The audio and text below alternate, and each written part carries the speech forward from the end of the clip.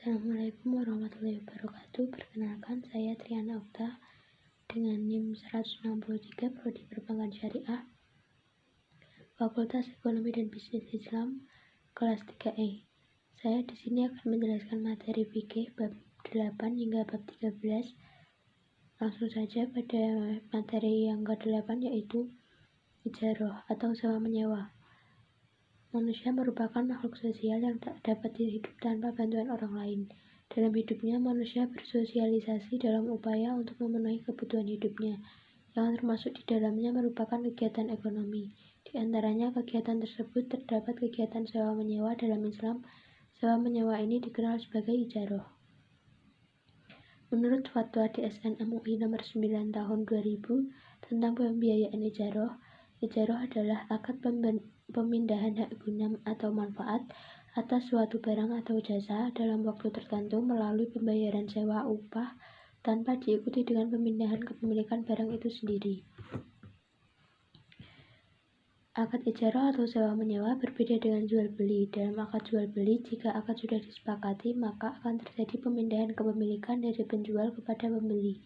Sedangkan pada kontrak ijarah, setelah akad disepakati, belum terjadi pemindahan kepemilikan, karena penyewa hanyalah mengambil manfaat dari barang yang disewakan.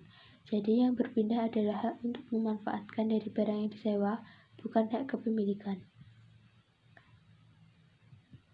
Selanjutnya, prinsip pokok ijarah ada 3. Yang pertama yaitu kegiatan yang dilakukan haruslah yang halal dan tidak ditentang oleh syarak.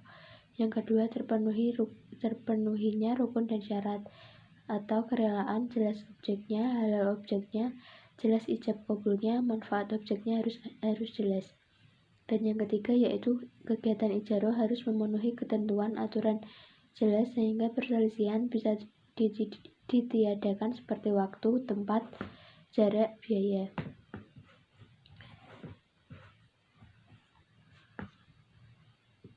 Selanjutnya, garis besar ijarah. Al-ijarah yang bersifat manfaat seperti sewa menyewa rumah, toko, kendaraan, pakaian, dan perhiasan. Apabila manfaat itu merupakan manfaat yang dibolehkan syarak untuk dipergunakan, maka para ulama fikih sepakat menyatakan boleh dijadikan objek sewa menyewa. Al-ijarah yang bersifat pekerjaan adalah dengan cara mempekerjakan seseorang untuk melakukan sesuatu pekerjaan. Al-ijarah seperti ini menurut para ulama fikih hukumnya boleh apabila jenis pekerjaan itu jelas. Bila barang yang dimanfaatkan itu harus dengan imbalan tertentu, maka dia dinamai sewa menyewa atau ijarah, bukan ariyah, karena yang ditransaksikan dalam hal ini hanya manfaatnya. Yang dapat dikuasai oleh yang meminjam hanyalah manfaatnya, sedangkan wujud bendanya tetap milik yang punya, yang harus dikembalikan. Bila yang dikembalikan itu bukan wujud barangnya, tetapi nilai atau harganya atau dalam bentuk lain, tidak dinamakan pinjam-meminjam tetapi utang piutang.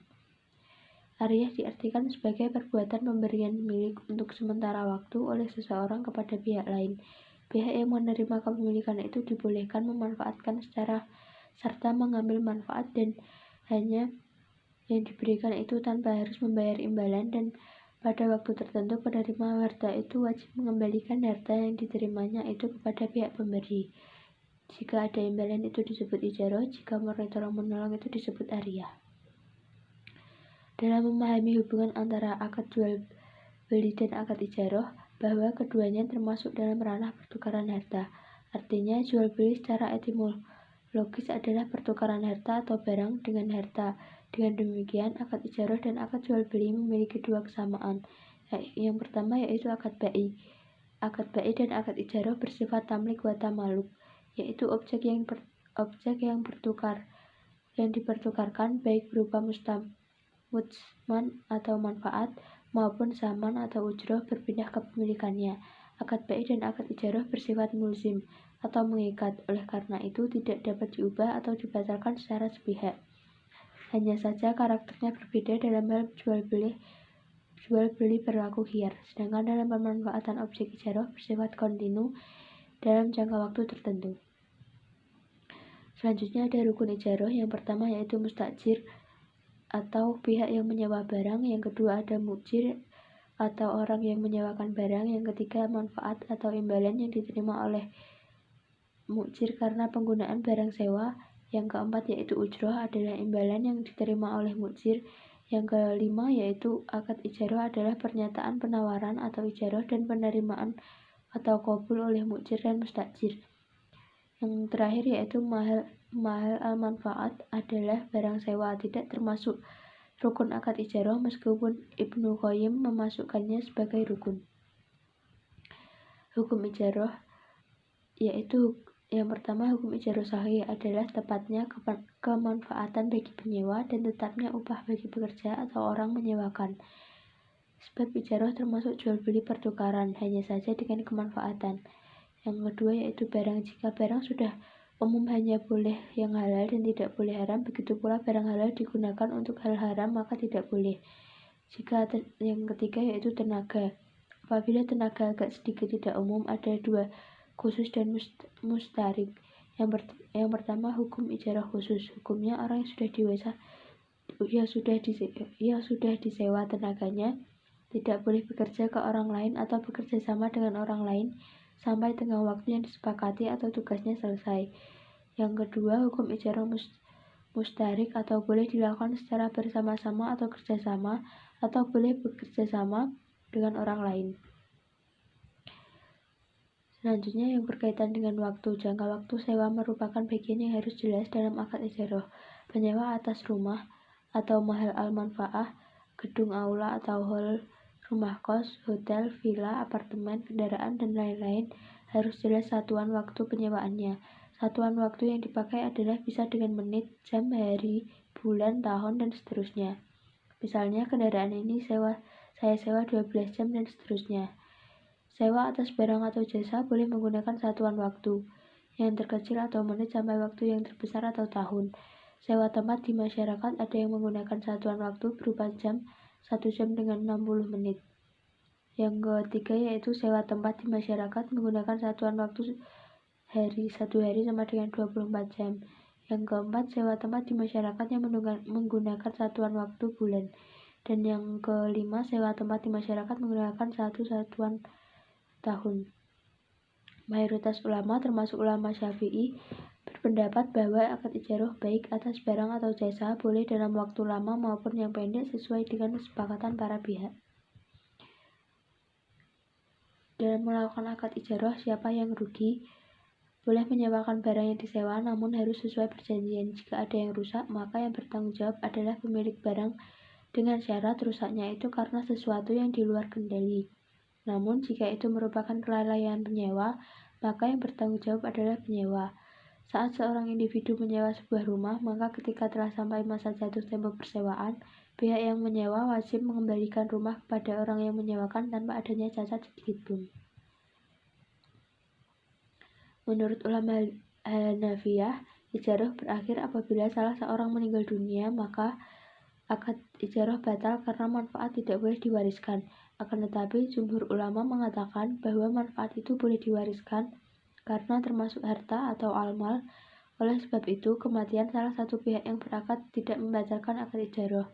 Yang kedua, akad ijaroh akan berakhir apabila objek ijaroh hilang atau musnah. Yang ketiga, tengah waktu yang disepakati dalam akad ijaroh telah berakhir. Dan yang terakhir, apabila ada uzur dari salah satu pihak. Bagaimana cara mengembalikan objek yang disewa? Yang pertama yaitu penyewa berkewajiban mengembalikan barang sewaan. Jika barang itu berbentuk barang yang dapat dipindah atau barang bergerak seperti kendaraan, binatang, dan sejenisnya, ia wajib menyerahkannya langsung dan pada pemiliknya. Dan yang kedua yaitu jika berbentuk barang yang tidak dapat berpindah seperti rumah, tanah, bangunan, ia wajib menyerahkan pada pemiliknya dalam keadaan kosong seperti keadaan semula. Dalam sewa menyewa binatang atau sewa pejantan untuk mengawini betina, menurut Asy-Syafi'i, Abu Hanifah, dan Abu Tsaur serta beberapa ulama lainnya mengatakan bahwa menyewakan hewan jantan untuk dikawinkan statusnya tidak sah dan haram. Pemiliknya tidak berhak mendapatkan ganti biaya meskipun penyewa itu mengawinkan hewan jantan milik orang lain dengan betina miliknya. Dia tidak berkewajiban membayar upah yang telah dinyatakan di awal, tidak pula upah yang semisal atau harta apapun. Mereka beralasan karena semacam ini ada unsur horor atau tidak jelas dan tidak bisa diserah terimakan. Beberapa sahabat tabi'in, Imam Malik dan beberapa ulama lainnya berpendapat boleh menyewakan pejantan untuk dikawinkan dalam masa yang disepakati atau untuk beberapa kali proses mengawini karena ada kebutuhan untuk melakukan proses itu dan mengawinkan binatang merupakan manfaat utamanya. Mereka memahami larangan di atas sebagai larangan makruh dan motivasi untuk memiliki akhlak yang baik. Jika bentuknya hadiah atau ariah, maka sewa pejantan untuk mengawini betina itu diperbolehkan. Ada seseorang dari suku Kilab yang bertanya kepada Nabi SAW tentang sperma binatang. Beliau melarangnya, lalu beliau bertanya, "Kamu sering mengawinkan jantan dengan betina, lalu kami mendapat hadiah." Lalu beliau memberi keringanan untuk menerima hadiah dan bukan sewa. Barang siapa yang meminjamkan kuda pejantannya secara cuma-cuma, lalu kuda betina yang dibuahi itu berketurunan, maka pemilik kuda jantan tersebut akan mendapatkan pahala 70 kuda yang dijadikan sebagai binatang tanggungan di jalan Allah. Jika tidak berketurunan, maka pemilik kuda pejantan akan mendapatkan pahala seekor kuda yang digunakan sebagai hewan tunggangan di jalan Allah. Untuk melakukan akad ijarah yang pertama yaitu adanya sewa-menyewa bisa membantu orang mengambil manfaat dari yang disewakan tersebut. Yang kedua, membantu orang yang tidak mampu membeli barang, jadi dengan adanya sewa ini, orang tersebut bisa menyewa barang itu. Dan yang ketiga, penyewa tidak dibebani biaya-biaya yang diperlukan kepada pemiliknya untuk menyerahkan barang jika barang tersebut rusak.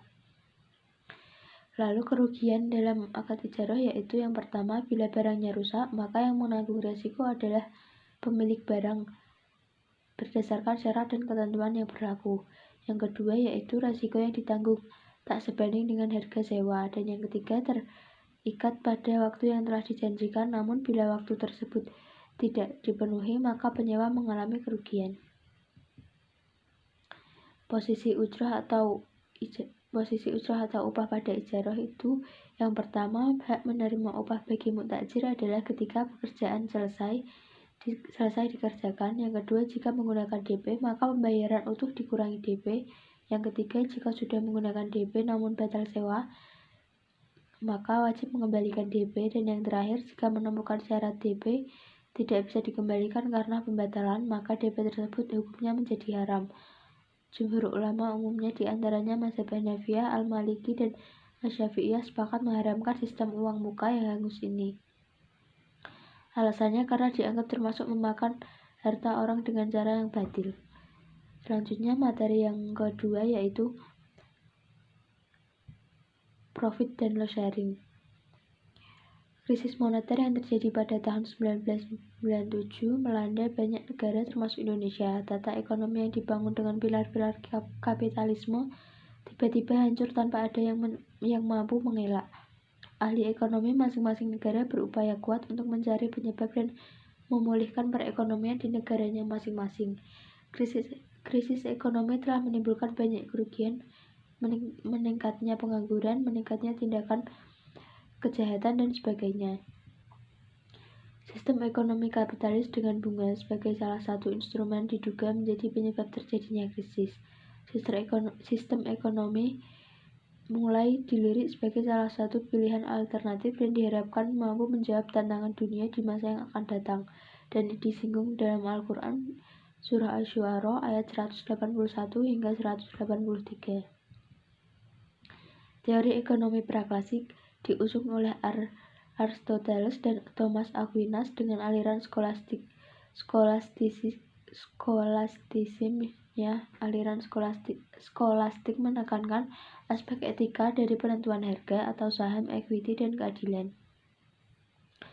Selanjutnya, Adam Smith, pemilik aliran ekonomi klasik pada masa ini. Adam Smith menanamkan pentingnya persaingan sempurna dan menyarankan kebijakan pemerintah hendaknya mengikuti laissez-faire atau campur tangan pemerintah tidak penting. Adam Smith menyatakan bahwa laissez-faire akan mampu meningkatkan tingkat pertumbuhan pendapatan per kapita yang maksimal dengan disertai distribusi pendapatan pada berbagai tingkat bisnis. Selanjutnya, pada tahun 1870, 3 ekonom yaitu Stanley Jevons, Leon Walras, dan Karl Menger menyatakan pentingnya analisis marginal pada teori permintaan dan membangun konsep marginal utility atau perubahan nilai dan kepuasan yang didapatkan oleh konsumen ketika memiliki dua atau lebih produk maupun jasa. Pada tahap ini mulai terjadi pergeseran dari aliran ekonomi klasik pada ekonomi neoklasik. Salah satu ekonom pada tahap ini adalah J.P. Clark yang hidup pada tahun 1847 hingga 1938. Dalam tulisannya, Clark memunculkan isu etika dalam teori produksi marginal.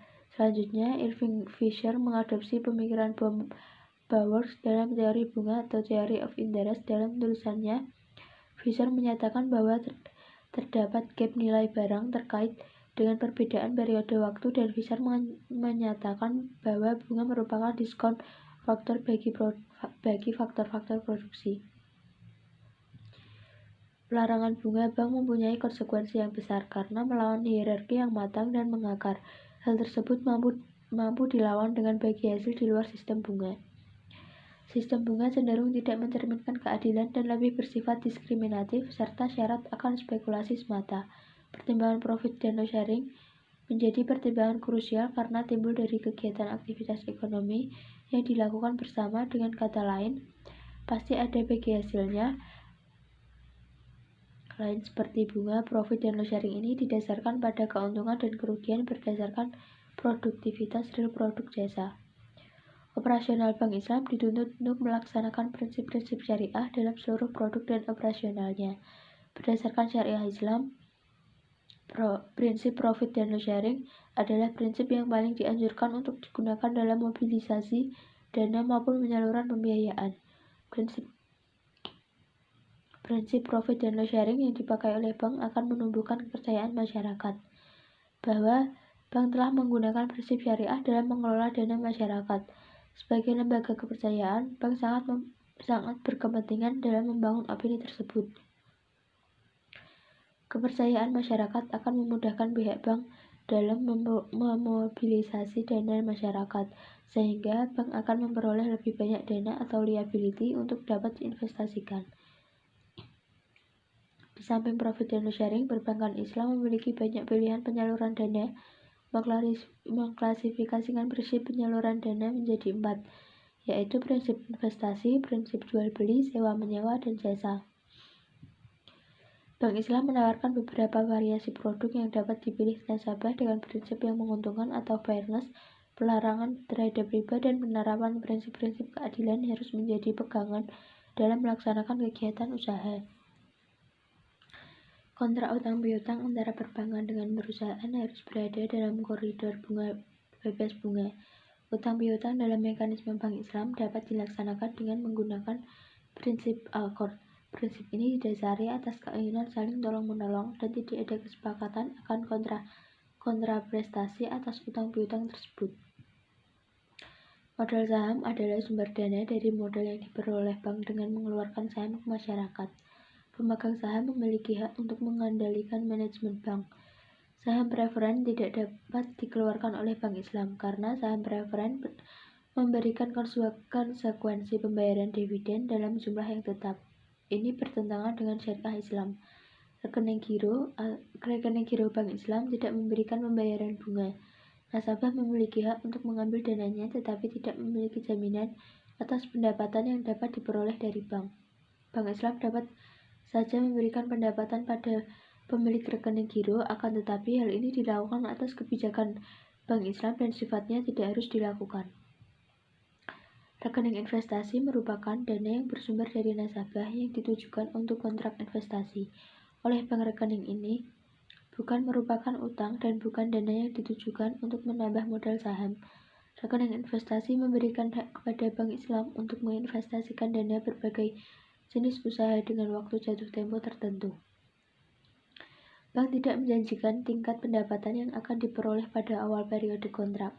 Yang ada adalah perjanjian mengenai porsi bagi hasil atau profit sharing yang akan diperoleh dari hasil investasi. Resiko investasi seluruhnya ditanggung oleh nasabah pemilik dana investasi. Dengan demikian, investasi tidak memberikan pengaruh kepada resiko keuangan Bagi bank Islam, rekening investasi ini dapat berbentuk deposito dan tabungan. Rekening tabungan adalah dana dari nasabah berdasarkan kontrak investasi. Bank memiliki hak untuk mengelola dana tabungan ini. Pendapatan yang diperoleh akan dibagi antara bank dan nasabah sesuai dengan kontrak bagi hasil. Risiko yang muncul dari investasi sepenuhnya ditanggung nasabah. Dalam pandangan syariah, uang hanya bisa dikembangkan dengan produktivitas nyata. Tidak ada penambahan pokok selain produktivitas tersebut. Dalam produksi yang disepakati perjanjian bagi hasil disebut proporsi bagi hasil. Nilai nominal hasilnya diterima dahulu, baru bisa diketahui hasilnya. Sedangkan kerugian dan keuntungan ditentukan berdasarkan kesepakatan pihak terkait dan rasionya dipengaruhi oleh kontribusi masing-masing. Dalam penggunaan dana, Bank Islam memiliki 8 instrumen keuangan, yaitu yang pertama al-mudharabah atau trust funding berdasarkan profit sharing, yang kedua al-musyarakah joint venture atau dengan prinsip profit dan loss sharing, yang ketiga al-murabahah berdasarkan pada prinsip jual beli harga pokok ditambah profit margin yang disepakati, yang keempat al-salam adalah instrumen keuangan yang berdasarkan prinsip membeli barang yang penyerahannya ditunda. Yang kelima al-ijarah adalah instrumen keuangan dengan prinsip sewa. Yang keenam istisna adalah kesepakatan membeli barang dengan spesifikasi tertentu yang penyerahan barangnya menunggu hingga selesai diproduksi. Dan yang ketiga yaitu suku atau surat berharga obligasi atau saham. Bank Islam memiliki instrumen keuangan untuk mendapatkan dana nasabah dengan kontrak yang tidak menimbulkan biaya tetap seperti bunga. Sumber dana Bank Islam menggunakan kontrak investasi. Bank menerima dana dari masyarakat untuk diinvestasikan dengan kesepakatan profit sharing. Pendapatan investasi atas dana nasabah akan dibagi sesuai kesepakatan antara nasabah dengan Bank Islam. Besarnya pendapatan yang diterima nasabah sesuai dengan hasil pendapatan investasi dan kesepakatan bagi hasil. Dalam kasus terjadi kerugian atas investasi yang dilakukan oleh bank, ada dua perlakuan. Yang pertama, apabila kerugian terjadi karena bank melakukan kesalahan dalam mengelola dana nasabah, maka kerugian ditanggung sepenuhnya oleh Bank Islam. Dan yang kedua, apabila kerugian terjadi karena kondisi ekonomi, kejadian luar biasa yang terjadi di luar kekuasaan bank, dan tidak terjadi karena kesalahan dalam mengelola dana investasi, maka kerugian ditanggung oleh nasabah pemilik dana investasi. Perbedaan antara bunga bank dan bagi hasil. Dalam bunga bank tidak ada risiko dan pengembalian membagikan. Jumlah bunga ditentukan pada waktu kontrak, jadi pada asumsi bahwa penggunaan dana akan pasti membawa manfaat. Sedangkan pada bagi hasil, berdasarkan risiko dan keuntungan membagikan, jumlah pembagian keuntungannya disepakati pada saat kontrak itu disusun berdasarkan kemungkinan risiko, keuntungan, dan kerugian. Yang kedua, pada bunga bank, besarnya bunga adalah berdasarkan presentasi dari modal. Tingkat bunga biasanya ditentukan berdasarkan tingkat bunga pasar. Sedangkan pada bagi hasil, jumlah keuntungan dibagi berdasarkan pada persentase keuntungan diperoleh. Keuntungan yang disepakati jumlah bagi hasil adalah lebih didasarkan pada kontribusi masing-masing pihak, prospek keuntungan, dan tingkat risiko yang mungkin terjadi. Pada bunga bank, pembayaran bunga tetap sebagai tercantum dalam perjanjian adalah tidak dipengaruhi oleh kenyataan hasil dan manfaat dana. Sedangkan pada bagi hasil, jumlah nominal sebesar bagi hasil akan berfluktuasi dengan keuntungan sebenarnya dari penggunaan dana tersebut. Pada bunga bank dinafikan dan berbasis ego, sedangkan pada bagi hasil keberadaannya didasarkan pada nilai-nilai keadilan itu berasal dari syariah Islam. Selanjutnya pada materi yang ketiga, yaitu jual beli internet. Berbisnis merupakan salah satu aktivitas yang sangat dianjurkan dalam ajaran Islam. Bahkan Rasulullah SAW sendiri itu pun dalam salah satu hadisnya mengatakan bahwa 9 dari 10 pintu rezeki adalah melalui pintu berdagang. Artinya melalui jalan perdagangan inilah pintu rezeki akan dapat dibuka sehingga karunia Allah terpancar daripadanya. Setiap kali orang berbicara tentang e-commerce, Mereka memahaminya sebagai bisnis yang berhubungan dengan internet. Dari definisi di atas, bisa diketahui karakteristik bisnis online, yaitu yang pertama, terjadi transaksi antara dua belah pihak. Yang kedua, adanya pertukaran barang, jasa, atau informasi. Dan yang ketiga, internet merupakan media utama dalam proses atau mekanisme akad tersebut. Dari karakteristik di atas, bisa dilihat bahwa membedakan bisnis online dengan bisnis offline yaitu pada proses transaksi atau akad dan media utama dalam proses tersebut. Jual beli dalam istilah fikih disebut dengan al-bai, yang berarti menjual, mengganti, menukar sesuatu dengan sesuatu yang lain. Lafal al-bai dalam bahasa Arab terkadang digunakan untuk pengertian lawannya, yaitu kata asyiro atau yang disebut artinya beli. Dengan demikian, kata al-bai berarti jual sekaligus juga berarti membeli. Melihat bentuk e-commerce pada dasarnya merupakan model transaksi jual-beli yang dikategorikan sebagai jual-beli modern, karena mengimplikasikan inovasi teknologi secara umum. Perdagangan secara Islam menjelaskan adanya transaksi yang bersifat fisik, dengan menghadirkan benda tersebut sewaktu transaksi, sedangkan e-commerce tidak seperti itu. E-commerce merupakan model perjanjian jual-beli dengan karakteristik yang berbeda dengan model transaksi jual-beli biasa, apalagi dengan daya jangkau yang tidak hanya lokal tetapi juga bersifat global. Pada umumnya, transaksi e-commerce sama dengan jual-beli menggunakan akad salam, karena objek transaksi dalam jual-beli salam tidak ada atau tidak dapat dihadirkan pada saat transaksi terjadi. Penjual hanya menyebutkan kriteria atau spesifikasi tertentu pada produk yang dijual dan pembeli menentukan barang yang akan dibeli dan menyebutkan spesifikasinya kepada penyedia barang. Hukum dasar bisnis online sama seperti akad jual beli. Hal ini diperbolehkan dalam Islam. Bisnis online dinyatakan haram apabila yang pertama yaitu sistemnya haram seperti money gambling, sebab judi itu haram baik di darat maupun di udara atau online. Yang kedua, barang atau jasa yang menjadi objek transaksi adalah barang yang diharamkan. Dan yang ketiga, karena melanggar perjanjian atau mengandung unsur penipuan. Yang keempat, ada hal lain yang tidak membawa kemanfaatan tapi justru mengakibatkan kemudaratan. Dan yang terakhir, tidak mengandung unsur-unsur yang dapat merusaknya seperti riba, kezaliman, penipuan, kecurangan, dan sejenisnya. Jual beli adalah merupakan suatu akad dan dapat dikatakan sah apabila telah memenuhi rukun dan syarat jual beli. Akad ialah ikatan antara penjual dan pembeli. Jual beli belum dapat dikatakan sah apabila ijab dan qabul belum dilakukan, karena ijab qabul menunjukkan kerelaan di antara kedua belah pihak. Jual beli mempunyai rukun dan syarat yang harus dipenuhi sehingga jual beli itu dapat dikatakan sah oleh syarak. Ada perbedaan pendapat mengenai rukun jual beli menurut ulama Hanafiyah. Rukun jual beli hanya satu, yaitu ijab, ungkapan membeli dan dipembeli, dan qabul atau ungkapan menjual dan menjual. Mereka berpendapat seperti ini karena menurut mereka rukun dalam jual beli itu hanyalah kerelaan antara penjual dan pembeli. Akan tetapi karena unsur kerelaan itu merupakan unsur hati yang sulit untuk diindra sehingga tidak kelihatan, maka diperlukan indikator yang menunjukkan kerelaan tersebut dari kedua belah pihak dalam bentuk perkataan, yaitu ijab dan qabul, atau dalam bentuk perbuatan, yaitu saling memberi atau penyerahan barang dan penerimaan uang.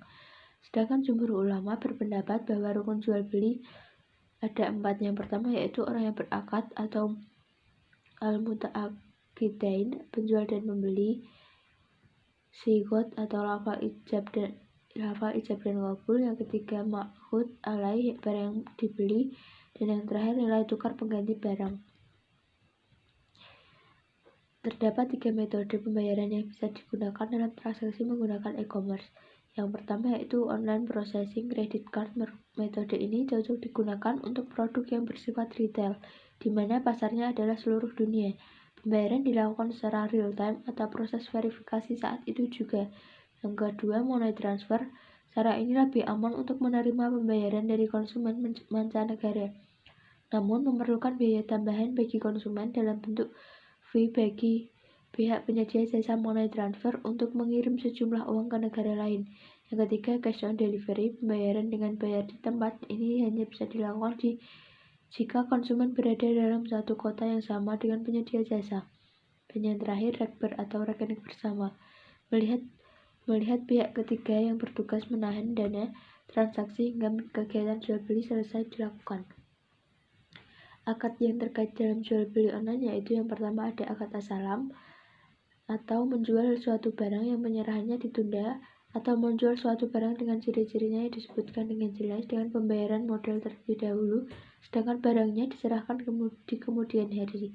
Yang kedua ada akad wakalah atau pelimpahan kekuasaan oleh seseorang sebagai pihak pertama kepada orang lain sebagai pihak kedua dalam hal-hal yang diwakilkan.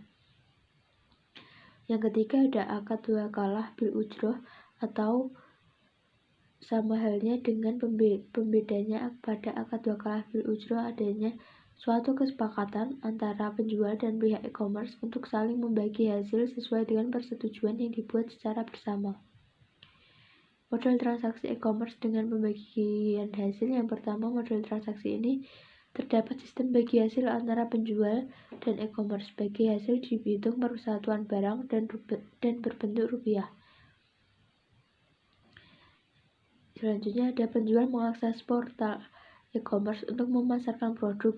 Pada proses ini, akad yang terlibat meliputi akad wakalah bil ujroh, yaitu di mana adanya perjanjian bagi hasil dari penjual kepada penyedia e-commerce. Selanjutnya, pembeli mengakses portal e-commerce untuk melakukan pembelian. Kemudian penjual dan pembeli sepakat untuk melakukan jual beli.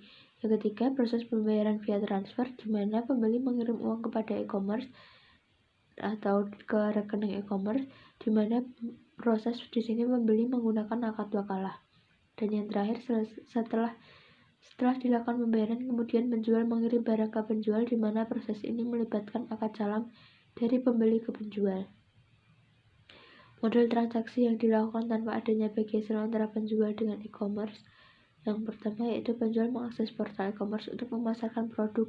Pada proses ini, akad yang terlibat meliputi akad wakalah dari penjual kepada penyedia e-commerce. Yang kedua, pembeli mengakses portal e-commerce untuk melakukan pembelian. Kemudian penjual dan pembeli sepakat untuk melakukan jual beli. Proses pembayaran via transfer, di mana pembeli mengirim uang kepada e-commerce, di mana proses di sini pembeli menggunakan akad wakalah. Dan yang keempat, setelah dilakukan pembayaran, kemudian penjual mengirim barang ke penjual, di mana proses ini melibatkan akad salam dari pembeli ke penjual. Sebagaimana hukum dasar dari muamalah menurut Islam, bisnis online dihukumi dibolehkan selama tidak mengandung unsur-unsur yang dapat merusak seperti riba, kezaliman, penipuan, kecurangan, dan sejenisnya. Ada dua jenis komoditi yang dijadikan objek transaksi online. Yang pertama yaitu barang atau jasa bukan digital dan digital. Transaksi online untuk komoditi bukan digital pada dasarnya tidak memiliki perbedaan dengan transaksi asalam, dan barangnya harus sesuai dengan apa yang telah disifati ketika bertransaksi. Sedangkan komoditi digital seperti e-book, software, script, data, dan lain-lain yang masih dalam bentuk file atau bukan CD diserahkan secara langsung kepada konsumen, baik melalui email ataupun download. Hal ini tidak sama dengan transaksi asalam, tetapi seperti transaksi jual beli biasa. Materi selanjutnya yaitu multi-level marketing. Multi-level marketing merupakan strategi pemasaran yang memanfaatkan konsumen untuk menyalurkan suatu produk tertentu dengan menggunakan beberapa level. Strategi ini sangat populer karena adanya dukungan akses jaringan sosial modern. Bisnis MLM merupakan bisnis yang bergerak di sektor perdagangan barang atau jasa yang menggunakan sistem MLM sebagai strategi bisnisnya. Adapun sistem MLM itu sendiri adalah metode yang digunakan sebuah induk perusahaan dalam memasarkan produknya kepada konsumen melalui suatu jaringan orang-orang bisnis yang independen.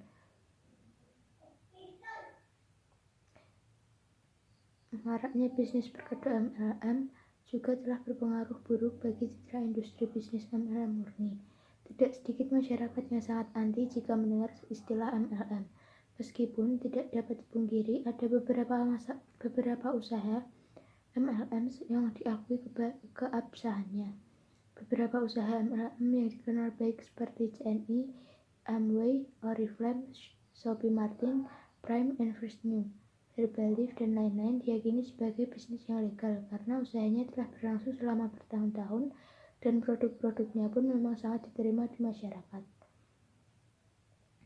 Sebuah sistem pemasaran modern melalui jaringan distribusi yang mencakup 2 poin. Yang pertama yaitu member harus menawarkan dan memasarkan produk secara langsung kepada konsumen, dan yang kedua, member harus membentuk jaringan kerja serta diikuti dengan mengembangkan jaringan kerja tersebut.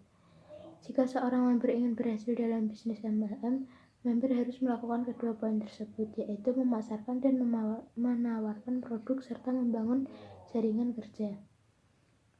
Setiap distributor memiliki 2 fungsi dasar, yaitu menjual produk serta membangun jaringan distribusi melalui perekrutan distributor untuk juga menjual produk dan jasa perusahaan. Di setiap distributor baru yang dibawa masuk ke dalam perusahaan akan terdorong untuk mengajak distributor berikutnya ke dalam perusahaan. Hasilnya, seorang distributor yang aktif menjalankan fungsi ganda di atas akan membangun sebuah substruktur berjenjang yang dikenal dengan istilah jaringan downline. Setiap anggota mandiri atau distributor akan mendapatkan komisi dari penjualan yang dilakukannya sendiri dan juga mendapatkan sebagian kecil komisi dari penjualan yang dilakukan oleh para distributor di jaringan downline-nya. Seringkali ditemukan kerancuan istilah antara bisnis MLM dengan money game. Bisnis MLM pada hakikatnya adalah sebuah sistem distribusi barang di mana banyaknya bonus dapat dari omset penjualan yang didistribusikan melalui jaringannya. Sebaliknya, dalam money game, bonus didapat dari perekrutan, bukan omset penjualan produk. Perusahaan money game ini biasanya menawarkan bisnisnya kepada masyarakat dengan tawaran iming-iming kemewahan dan bonus yang cukup besar, yaitu hingga 50%, sehingga membuat masyarakat tertarik untuk mengikutinya. Karena sulitnya masyarakat membedakan antara MLM murni dan MLM money game ini, maka citra MLM di masyarakat menjadi jelek. MLM menggunakan strategi pemasaran secara bertingkat, mengandung unsur-unsur positif asalkan diisi dengan nilai-nilai Islam dan sistemnya disesuaikan dengan syariah Islam. Bila demikian, MLM dipandang memiliki unsur-unsur silaturahmi, dakwah, dan tarbiyah. Menurut Muhammad Hidayat, Dewan Syariah MUI Pusat, metode semacam ini pernah digunakan Rasulullah dalam melakukan dakwah Islamiyah pada awal-awal Islam. Dakwah Islam pada saat itu dilakukan melalui teori getok tular atau mulut ke mulut dari sahabat satu ke sahabat lainnya, sehingga pada suatu ketika Islam dapat diterima oleh masyarakat kebanyakan. Sama halnya seperti cara berdagang yang lain, strategi MLM harus memenuhi rukun jual beli serta akhlak atau etika yang baik. Di samping itu, komoditas yang dijual harus halal, memenuhi kualitas dan bermanfaat. MLM tidak boleh memperjualbelikan produk yang tidak jelas status halalnya, atau menggunakan modus penawaran atau iklan produksi promosi tanpa mengindahkan norma-norma agama dan kesusilaan. Sehingga pada dasarnya MLM adalah muamalah atau buyuk yang prinsip dasarnya boleh atau mubah selagi tidak ada unsur riba, gharar, doror, dan jahalah. Ada beberapa bentuk sistem MLM yang jelas keharamannya atau meragukan, yaitu apabila ia menggunakan sistem harga tinggi dari biasa, target pembelian pribadi sebagai syarat komisi, jika anggota mendaftar sebagai anggota MLM dengan iuran tertentu, tetapi tidak ada satu produk pun untuk diperdagangkan. Yang selanjutnya melakukan manipulasi dalam menjual produknya atau memaksa pembeli untuk menggunakan produknya atau yang dijual adalah barang haram. Umumnya, arisan yang beredar di masyarakat berjenis kocok dan urutan serta menggunakan uang sebagai hasil yang akan didapat oleh tiap anggota. Mekanismenya sederhana, nama yang berhasil muncul dalam kocokan akan mendapatkan giliran, mendapatkan uang, dan nama yang sudah keluar tidak akan diikutkan lagi dalam kocokan. Umumnya, arisan yang sering ditemui adalah arisan uang, arisan barang, dan arisan logam mulia. Arisan uang yaitu menyetorkan sejumlah uang pada periode tertentu yang sudah disepakati sebelumnya, kemudian akan dibayarkan kepada orang yang mendapat giliran. Hal itu dilakukan secara terus-menerus hingga undian terakhir selesai. Selanjutnya arisan barang. Arisan ini dilakukan dengan cara patungan saat salah satu anggotanya akan mengadakan pesta atau hajatan, entah itu pernikahan atau khitanan. Jadi pada waktu tertentu setiap orang harus membawa barang yang telah ditentukan di awal sesuai kesepakatan. Barang tersebut dapat berupa sembako, minyak goreng, telur, dan bahan lainnya yang mungkin akan dibutuhkan untuk keperluan persiapan pesta. Selanjutnya ada arisan logam mulia. Meski nama jenis arisan ini adalah arisan logam mulia, tapi yang disetorkan setiap orang tetap berupa uang. Hanya saja hasil akhirnya akan diberikan logam mulia oleh pemimpin kelompok, seperti arisan barang sebelumnya. Arisan-arisan di atas bisa ditempatkan ke aktivitas yang lain selama tidak adanya yang menyalahi syariat Islam, seperti bolehnya arisan haji, arisan hewan kurban. Selanjutnya ada jual beli arisan. Jual beli arisan sebenarnya sama dengan arisan yang sudah disebutkan. Bedanya di sini yang diperjualkan adalah urutan atau tentu yang belum dapat urutan yang boleh. Jadi gampangnya si A ini dapat arisan, namun karena tahu si B ini sedang membutuhkan uang, maka si A ini memberikan urutannya ke si B dengan menambahkan biaya. Maka si B tidak boleh ikut undian lagi, sedangkan si A masih bisa ikut undian. Tentu ini sama saja dengan pemindahan urutan, hanya saja ada untung di situ karena si A menjual ke si B, dan menjual urutan tersebut harus ada persetujuan atau saksi atau ketua menginformasikan ke anggota lainnya agar tidak terjadi kesalahpahaman. Arisan ini sesungguhnya sama saja dengan arisan pada umumnya, perbedaannya hanya pada anggota yang mendapatkan arisan menjual arisan atau nomor urutnya ke orang lain. Selanjutnya, akad rukun. Pada kegiatan ini memiliki masalah yang terhadap tujuan akadnya, karena jual beli arisan ini termasuk jual beli uang, di mana jual beli tersebut akan ada pertambahan biaya yang didapatkan oleh penjual arisan.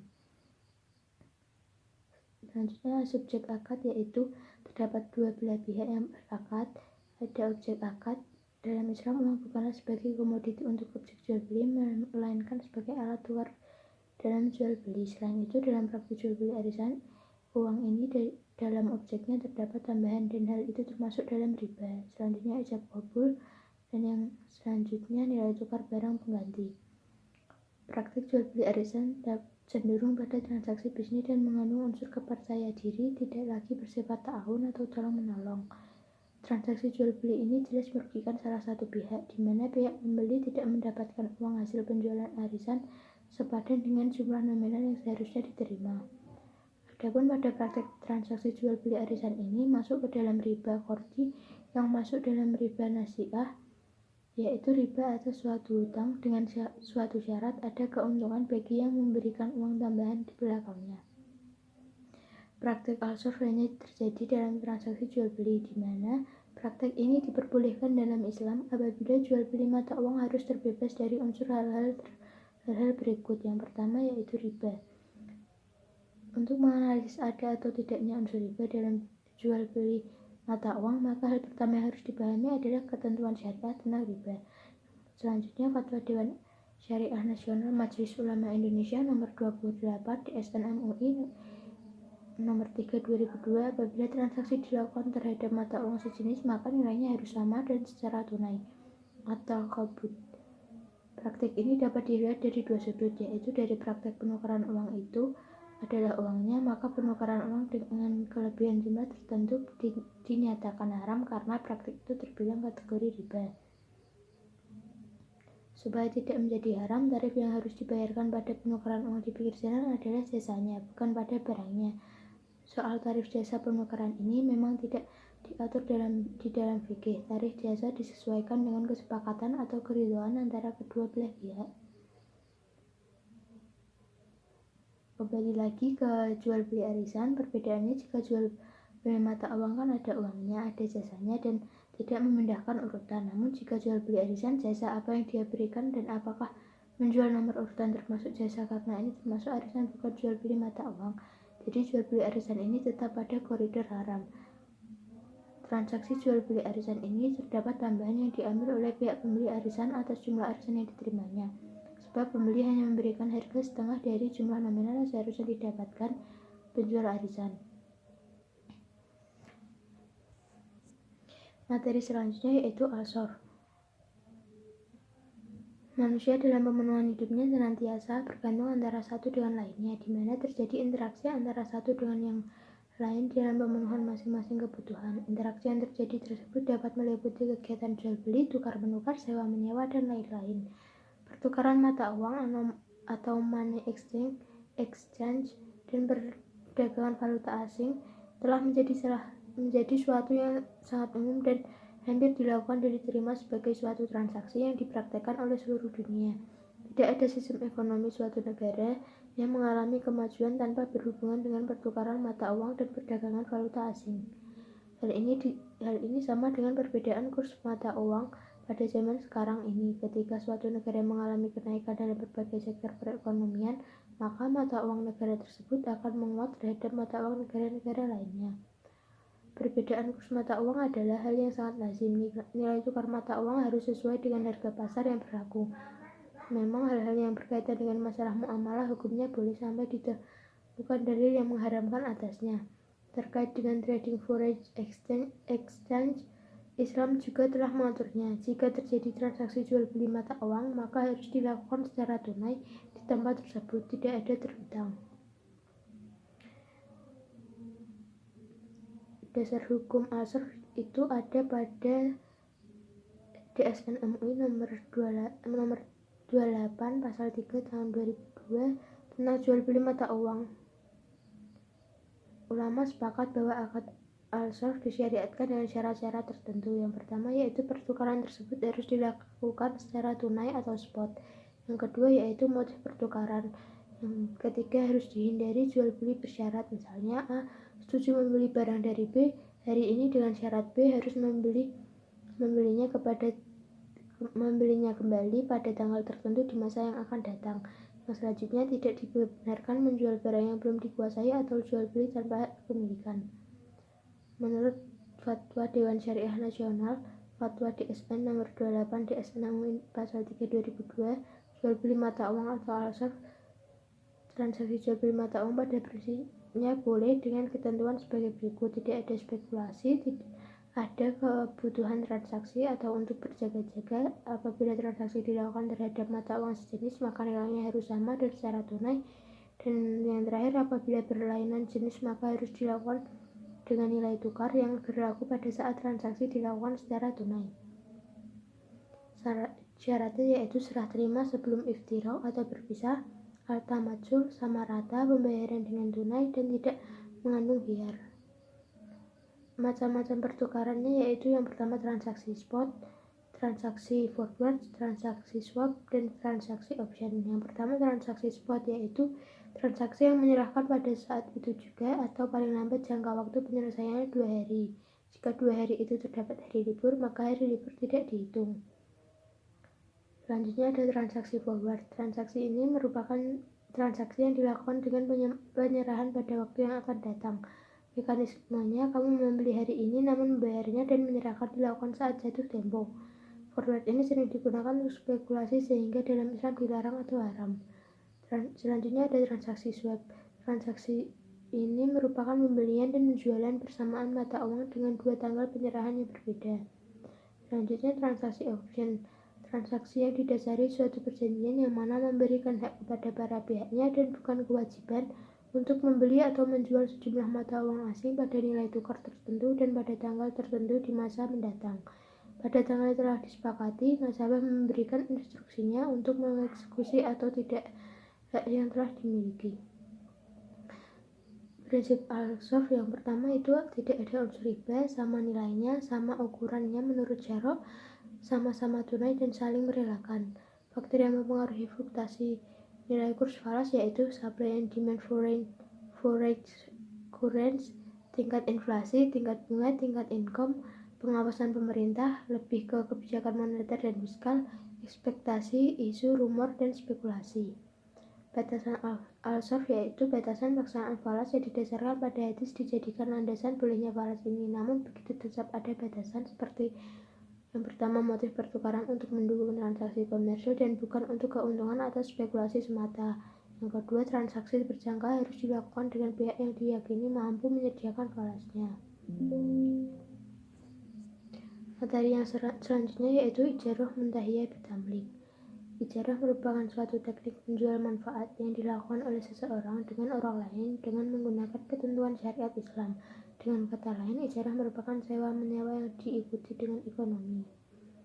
Akad ijarah muntahiyah bitamlik merupakan akad penyediaan dana dalam rangka memindahkan hak guna atau manfaat dari suatu barang atau jasa berdasarkan transaksi sewa dengan opsi pemindahan kepemilikan barang sebagaimana yang dinyatakan dalam penjelasan pasal 19 ayat 1 huruf F Undang-Undang Nomor 21 Tahun 2008 tentang Perbankan Syariah.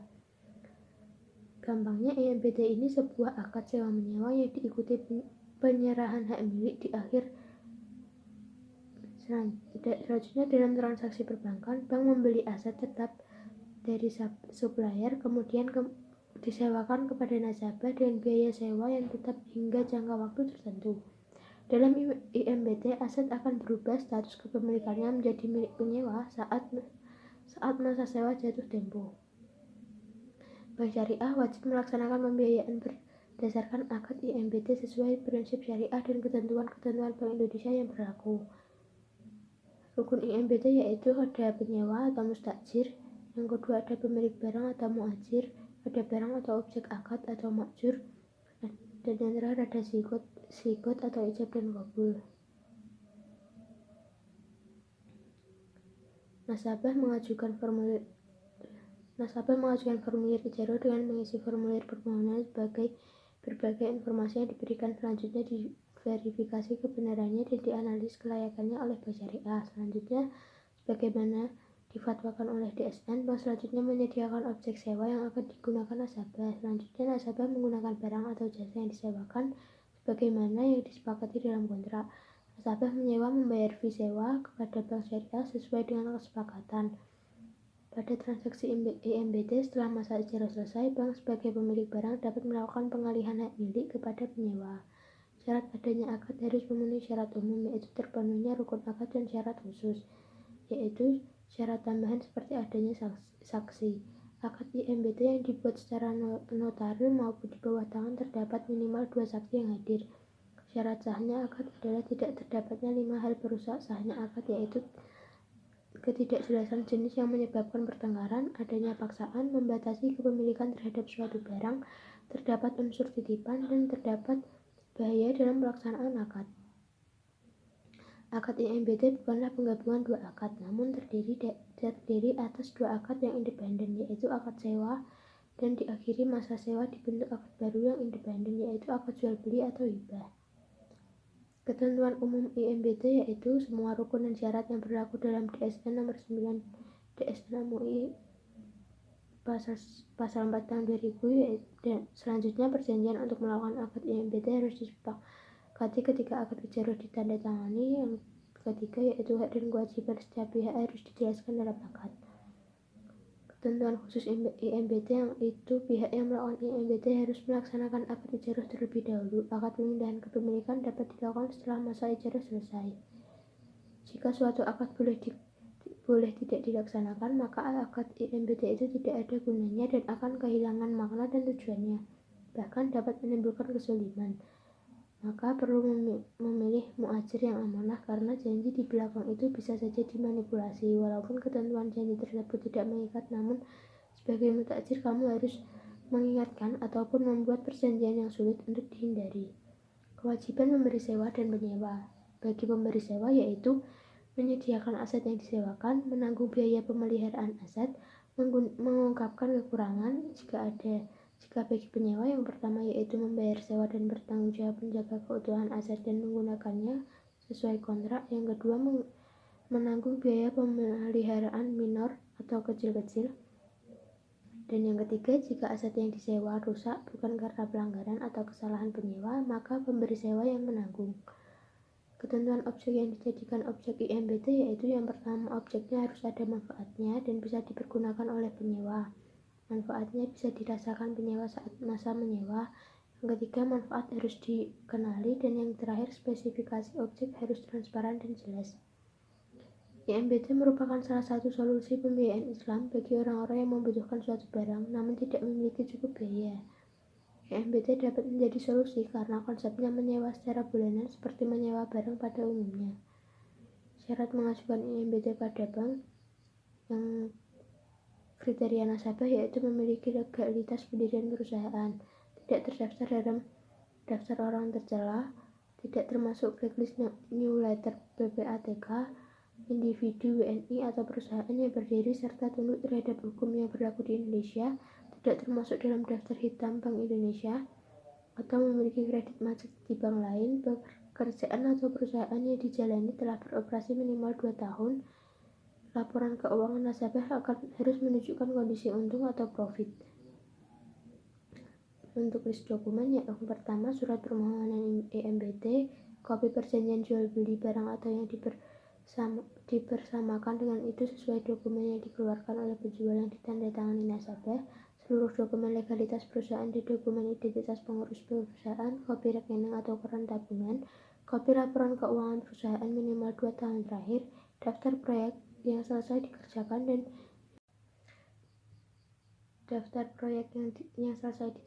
dan yang sedang berjalan, daftar riwayat hidup pengurus perusahaan, surat persetujuan prinsip, akad IMBT, dan tanda terima barang yang disewakan. Sekian penyampaian materi dari saya, kurang lebihnya mohon maaf. Wassalamualaikum warahmatullahi wabarakatuh.